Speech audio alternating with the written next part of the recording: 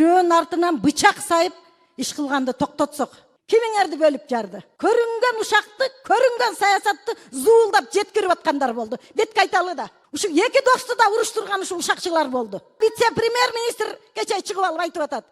Камчыбек Кыдыршаевдин кылган ишин жөн эле жокко чыгарып атат. Урматтуу депутаттар, урматтуу Нурланбек Тургунбек уулу, Кыргызстан, өзгөчө кыргыз парламенти саясий маданият жагынан, саясий процесстер жагынан, көп жагынан өзгөчө мына алысталбаганда Борбор Азия өлкөлөрүндө эң алдыда мындай мыкты саясий үлгүнү, саясий маданиятты көрсөтүп келатат. Нурланбек Тургунбек уулу, сиз төрага катары жакшы иштедиңиз. Өзгөчө мына сиз менен бир топ жыл биз тыгыз иштештик. Өзүңүздүн кыргыз элине ак кызматыңызды өтөдүңүз.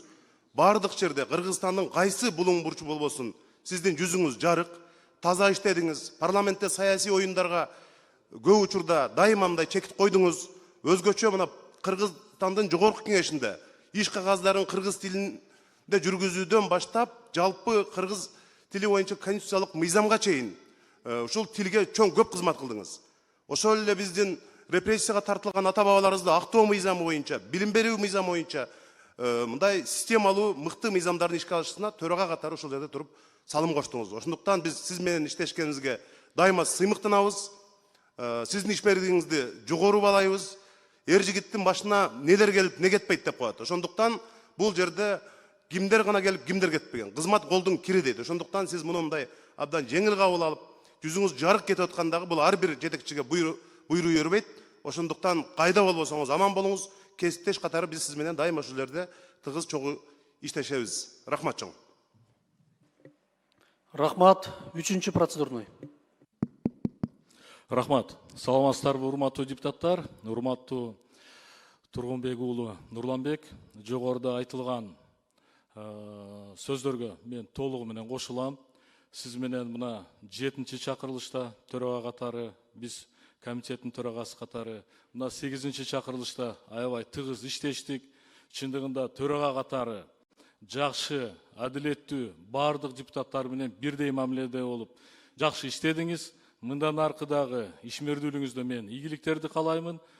Мен ойлоймун, мындан арыдагы сиз өзүңүздүн тажрыйбаңызды, өзүңүздүн эмгегиңизди мындан арыдагы кыргыз элине, өзүңүздүн шайлоочуларыңыздын ишенимин актоого жумшайсыз деп. Ар дайым ден соолуктуу болуп, жүзүңүз жарык болуп жүрүшүнө мен тилектешмин.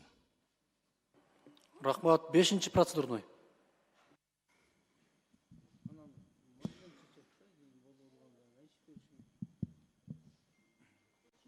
Рахмат. Саламатсыздарбы, урматтуу депутаттар, Тургунбек уулу Нурланбек. Бүгүн ушундай чечим кабыл алдым деп депутаттарды, бизди таң калтырып атасыз. Түндө эле биз чогуу биргеликте Түркия элине ошол жерге парламентине иш сапары менен чогуу барып, чогуу ошол мамлекетибиздин өнүп өсүшүнө, алдыга жылышына көптөгөн иштерди, ошол көптөгөн сөздөрдү сүйлөшүп келдик эле. Эми бүгүн ушундай чечим кабыл алыпсыз. Бирок мына 7-чи чакырылышта чогуу бирге депутат болуп, ошол 7-чи чакырылышта төрага болуп, сиз мамлекетибиз үчүн, элибиз үчүн көптөгөн кызматыңызды кылып, ошол элибиз үчүн мыйзамдарды жазып, мамлекетибиздин өнүп өсүшүнө чоң деген салым коштуңуз.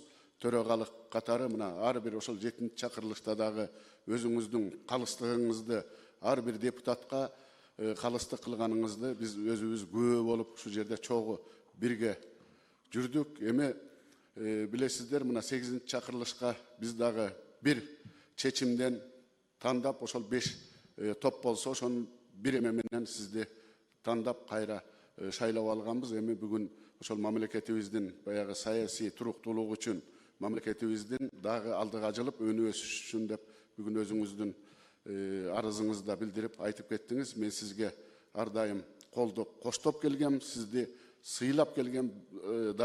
Даже мен ачык эле айтайын, сиз менен ушу жерде чай ичишип, кол алышып, бир тууган болгонбуз да. Мен сизди ар дайым сыйлайм, урматтайм. Ден соолукта болуңуз. Ошол кыргыз мамлекети үчүн, кыргыз эл үчүн дагы көптөгөн салымыңызды кошуп, кызматыңызды кыла бересиз деген үмүттөбүз. Эми мына өзүңүз дагы айтып өттүңүз, ушу катардагы депутат эл үчүн мыйзамдарыбызды жазып, кыргыз мамлекетине салымыбызды кошо беребиз деп ойлойм. Рахмат. Рахмат, биринчи процедурный. Рахмат. Кезек эми келди мага. Баягы калыс бололу, адилет бололу дейбиз. Өзүбүздөн баштайлы. Мен эми азыр элдин атынан сүйлөгүм келип атат. Эл өкүлү болгондон кийин мына 2 күндөн бери Кыргыз мамлекетинде элдин баары түмөн түйшүктүү ойдун төгөрөгүндө эл абдан кыжаалат болуп турат. Бул эмне болуп кетти деп. Ушунчалык саясат тездик менен өнүгүп атат. Саясий кырдаал, саясий абал кандай болгон учурда дагы адилеттикти туу тутсак, бирөөнүн артынан бычак сайып иш кылганды токтотсок, мамлекетте саясаттын эң чоң чордону саясат ушул жерде болот. Мен мына кече күндөн бери айтып атам. Ушул жерде коллегалардын баарына. Ай, каглайындар, төрагабыз турат. Нары бери чуркап, артынан бычак урмай токтотолу. Парламентте төрага эч бөлүп жарган жок. Адилеттик үчүн айтып коеюн мен. Бардыгына тегиз мамиле кылды. Кана кимди бөлдү, кимди жарды чыгып айткыла. Келгиле, А деди эм Б дейли. Кимиңерди бөлүп жарды? Көрүнгөн ушакты, көрүнгөн саясатты зуулдап жеткирип аткандар болду. Бет кайталы да. Бет кайталы. Эл бизди карап турат азыр. Ушу 2 досту да уруштурган ушу ушакчылар болду.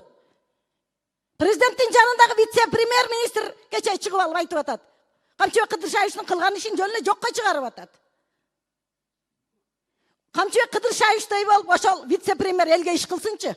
Соц тармактын бир маселесин түшүнбөй туруп, жөн эле блогер жүгүрүп чыгып, тиги чакырык жасап атат. Кимдир бирөө элди бөлүп жарып салгандай. Кана элдин бөлүп жарылганы? Эл бөлүнүп жарылган жок. Каглайын Кыргыз элинен айланайын. Эл бөлүнгөн жок. Элди бөлүп жарган, мо саясатты кылган ушул бийликтегилер болуп атат. Ошол вице-премьер элди бөлүп жарып атат. Чакырык жасап атат. Мен дайым адилеттикти айтам. Тарых үчүн айтып коелу. Бүгүн мүмкүн эл душманы көрөр, мүмкүн бизди адилеттик айтканыбыз үчүн бүгүн бир кодулоолорго каларбыз, чыдайбыз. Чоң саясатта жүрөбүзбү? Бул жерге парламентке чыдаганыңар келгиле. Кээ-бирлер жүрөт, комфорт зонадан чыкпай. Мамлекеттин майнасын алып атат. Ошонусуна курсан. Эл, Кыргыз элинин шору, эгерде биздин саясат таза болбосо, элдин шору. 2 дос деп, мына эл 2 дос деп эркелетип айтып коет. Жакшы маанисинде. 2 достун ынтымагындан бузгандар болду. Кана кимин Камчыбек Кыдыршаевичтей чегараны чечүүдө мен ошол вице-премьерлерге айтар элем. Кыйын экенсиң, социалдык маселени биринчи орунга коюп койбойсуңбу? Президентке күйөр экенсиң, элге күйөр экенсиң. Бүт проблема социалдык маселелерде жылган. Оюңузду аягына чыгарып алыңыз. Ошон үчүн парламент чоң аянтча президент менен Камчыбек Кыдыршаевичти ымалага келтирип, ынтымакка келтире турган ушул жербиз. Кегиле бир кайрылуу кылалы. Токтотолу. Ел бир атасынан айрылып калгандай абдан кыжаалат болуп чалып атышат. Токтотолу, эми ачуучундукты кимдир бирөө айтыш керек. Мына мен ошол туруп берейин. Келиңиздер, барыбыз чогуу бир президентке кайрылуу жасайлы. Болбойт мындай деп. Чогуу келдиңер, оор учурларда чогуу көтөрдүңөр жүктү. Жөн эле ушинтип эле Камчыбек Кыдыршаевич жөнөкөй киши эмес, айланайындар.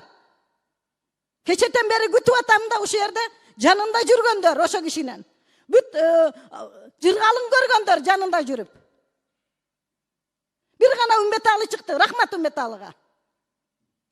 Мен кечетен бери ойлонуп атам, кимдир бирөө айтар бекен, жигиттерден кимдир бирөө мындай чыгып, ушул 2 дос урушпаш керек, жараштыралы деген сөздү айтар бекен деп аттым эле кечетен бери. Мына ошонун курмандыгы болуп отурат төрага.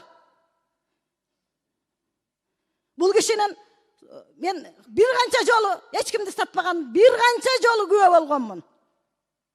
Жигит деген жигитче кетет монтип. Мына өзүнүн арызы менен кетип атат. Мына азыр угуп отурабыз бардыгыбыз. Ошон үчүн мен келиңиздер, эми жогорку кеңеш чоң аянтча Берге келип эле күн өткөрүп күн тартибин карап коюп кете бербестен саясатка аралашалы. Кризистик абалда туруп берели биз дагы. Мен барыңыздарды чакырам, ынтымакка чакырам барыңыздарды. Бөлүнүп жарылууга эмес, ынтымакка чакырам. Рахмат.